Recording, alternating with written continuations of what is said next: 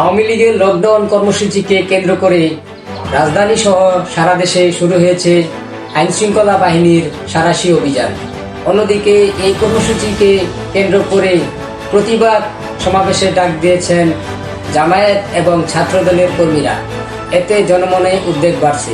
বিস্তারিত শুনছেন দৈনিক 24-এর প্রতিবেদনে। শুনছেন সংবাদ শিরোনাম। আওয়ামী লীগের ঘোষিত লকডাউন কর্মসূচিকে কেন্দ্র করে দেশজুড়ে সর্বোচ্চ সতর্কতা অবস্থানে ছিল আইনশৃঙ্খলা বাহিনী। রাজধানী ঢাকাসহ বিভিন্ন স্থানে মোতায়েন করা হয়েছে অতিরিক্ত পুলিশ, র্যাব ও গোয়েন্দা দল। অন্যদিকে এই কর্মসূচির প্রতিবাদে মাঠে নেমেছে বাংলাদেশ জামায়াত ও জাতীয়তাবাদী ছাত্রদল সহ সরকার বিরোধী বিভিন্ন রাজনৈতিক সংগঠন। এছাড়াও ঢাকা সর্বোচ্চ সতর্কতা পুলিশের পাশাপাশি র্যাব ও গোয়েন্দা দলের তল্লাশি ছিল।